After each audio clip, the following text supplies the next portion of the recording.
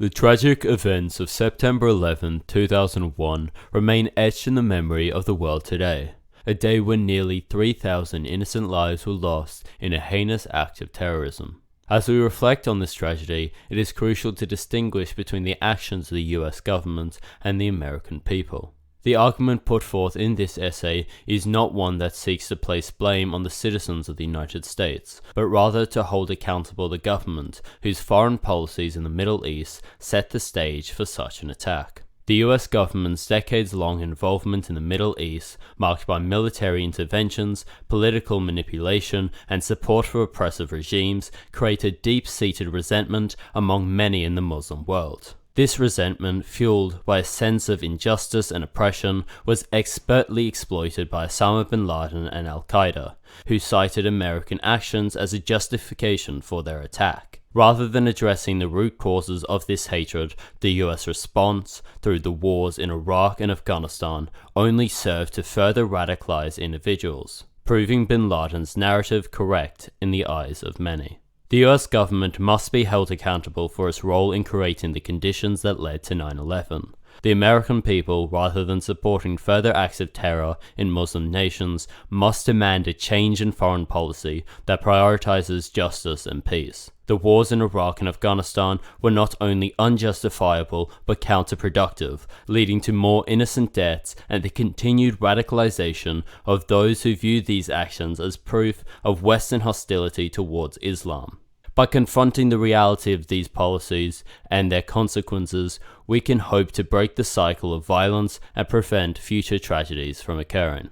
Osama bin Laden explicitly condemned US support for Israel as one of the central reasons for al-Qaeda's attacks on September 11th. As he stated in his Letter of America, published in 2002 following the attacks, "You attacked us in Palestine.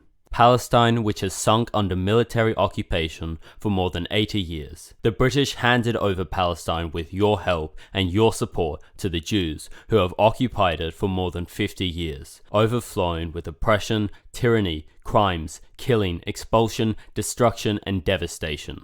The creation and continuation of Israel is one of the greatest crimes, and you are the leaders of its criminals. The blood pouring out of Palestine must be equally revenged. You must know that Palestinians do not cry alone. Their women are not widowed alone. Their sons are not orphaned alone." The United States has been a staunch supporter of Israel since its establishment in 1948, which marked the beginning of the Nakba, a period during which hundreds of thousands of Palestinians were forcibly expelled from their homes. This event laid the groundwork for the ongoing Israeli-Palestinian conflict, resulting in the death and displacement of countless Palestinians. America was the first country to recognize the State of Israel, a nation founded on land that was seized from Palestinian Arabs. This act of recognition was not merely symbolic, but was followed by consistent military, economic, and political backing that has enabled Israel to maintain its occupation and continue its military actions against Palestinians. The US has provided Israel with billions of dollars in military aid, enabling the occupation forces to launch attacks on Palestinian cities, leading to thousands of civilian casualties. For example, during the 2008 to 2009 Gaza War, known as Operation Cast Lead, over 1,400 Palestinians were killed, many of whom were civilians, including children. These atrocities have not only caused immense suffering, but have also contributed to a deep-seated resentment towards the United States among the Muslim world. Israel's attacks on Palestinian cities, as well as cities in Lebanon, such as the 1982 invasion of Lebanon and the subsequent siege of Beirut, were direct inspirations for al-Qaeda's attack on the World Trade Center in New York. The symbolism of attacking towering structures in a densely populated city echoed Israel's strategy of targeting civilian infrastructure to break the will of the Palestinian people. Bin Laden and his followers saw their actions on 9/11 as a form of revenge for the bloodshed in Palestine, much of which was facilitated by US support for Israel, which is ongoing to this day. The United States is not only complicit in the ongoing genocide of Palestinians, but is also a perpetrator, and its unwavering support for Israel has directly contributed to the suffering of the Palestinian people, and by extension to the motivations behind the 9/11 attacks. The US military presence in Saudi Arabia, especially near Islam's most holiest sites, was perceived as an affront to Islam and an occupation, fueling radicalization in the Muslim world. Osama bin Laden called the US military presence the greatest of all crimes and urged Muslims to expel the infidels from the Arabian Peninsula. To quote him, "Your forces occupy our countries. You spread your military bases throughout them. You corrupt our lands and you besiege our sanctities to protect the security of the Jews and to ensure the continuity of your pillage of our treasures." After the Gulf War in 1991, the United States established military bases in Saudi Arabia, a move that deeply angered many Muslims, including bin Laden. The presence of American troops in the land of the two holy mosques, Mecca and Medina, are seen as a symbolic violation of Islamic sanctity and an act of Western imperialism.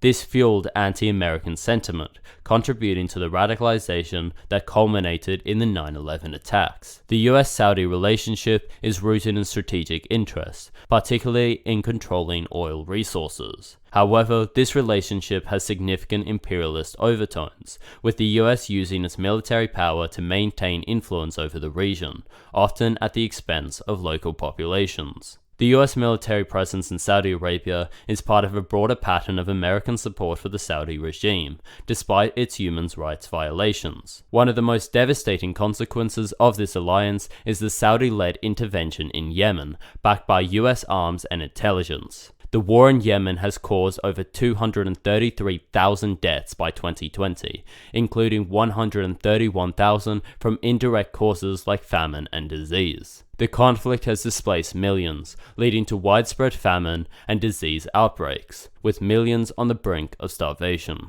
Saudi Arabia's treatment of refugees and migrant workers, particularly women, highlights the ongoing human rights abuses within the kingdom.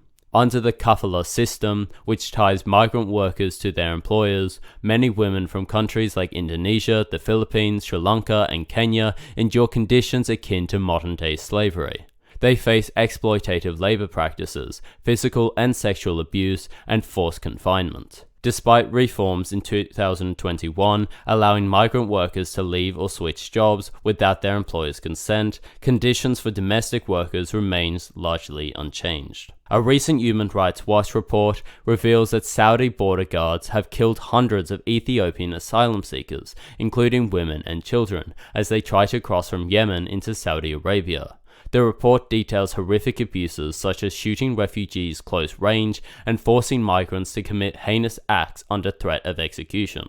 The killings, which began in March 2022, continue as Ethiopian refugees flee violence in their homeland and detention camps in Yemen.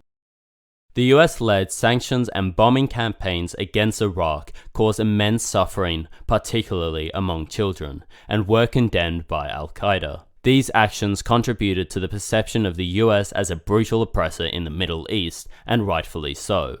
Osama bin Laden often cited the million children who died as a result of US sanctions, labeling these deaths as a direct response of American policies. The sanctions imposed on Iraq after the Gulf War, coupled with frequent US bombing campaigns, were devastating, leading to widespread malnutrition, disease, and death among Iraqi civilians.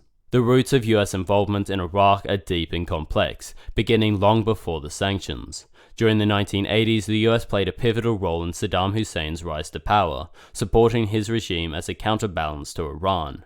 This support included providing military aid and intelligence to Iraq during the Iran-Iraq War. Despite Saddam's well-documented human rights abuses, including the use of chemical weapons against Iranian forces and Kurdish civilians. Simultaneously, the US also covertly supported Iran in what became known as the Iran-Contra affair, where profits from arms sales to Iran were used to fund the Contras in Nicaragua. This cynical strategy of pitting two countries against each other led to hundreds of thousands of deaths and prolonged suffering in both nations. The US further solidified its presence in the region by backing Kuwait, a small but oil-rich nation that functioned as an American vassal state. When Iraq invaded Kuwait in 1990, the US responded with Operation Desert Storm, a massive bombing campaign that targeted not only military installations but also civilian infrastructure, causing significant civilian casualties. The infamous babies in incubators story, which alleged that Iraqi soldiers had removed Kuwaiti babies from incubators, was later revealed to be a fabricated piece of propaganda designed to drum up public support for the war.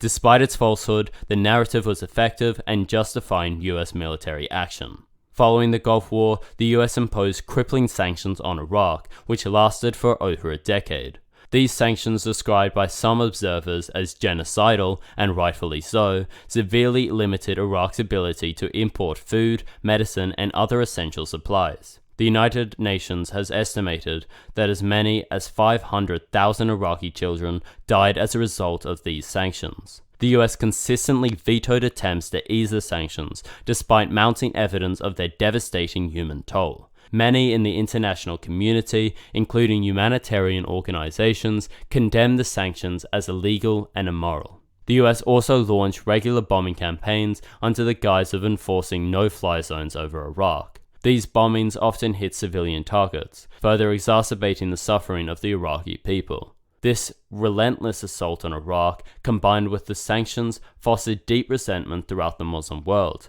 where America was increasingly seen as a merciless oppressor willing to sacrifice innocent lives for its strategic interests. The US policies in Iraq, including support for Saddam Hussein, the backing of Kuwait's regime, and the imposition of sanctions that led to the deaths of hundreds of thousands of children, played a significant role in shaping the anti-American sentiment that fueled al-Qaeda's rhetoric and actions. These actions were not only illegal and immoral, but also contributed to the perception of the US as a brutal and oppressive force in the Middle East, laying the groundwork for attacks that occurred on September 11th. US support for autocratic and oppressive regimes in the Middle East, such as those in Egypt, Saudi Arabia, and Kuwait, exacerbated anti-American sentiment by enabling tyranny and corruption. This support was seen by many, including Osama bin Laden, as a betrayal of the Muslim world, further fueling the desire for revenge against America.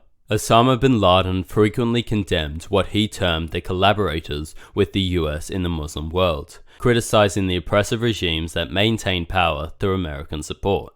He viewed these governments as puppets of the West, betraying their people and Islam itself for the sake of US interests. The US has long supported autocratic regimes in the Middle East, justifying this support as necessary for regional stability and the protection of American interests, particularly the access to oil. In doing so, the US has propped up governments that have committed severe human rights abuses against their people. Kuwait is another example, where the US backed an autocratic regime to secure its oil interests. During the Gulf War, the US defended Kuwait's monarchy against Iraqi aggression, despite the regime's oppressive practices. This alliance with a corrupt and a repressive government further fueled an anti-American sentiment in the region. In Egypt, US support has been instrumental in maintaining the rule of autocrats like Hosni Mubarak, and more recently, Abdel Fattah el-Sisi.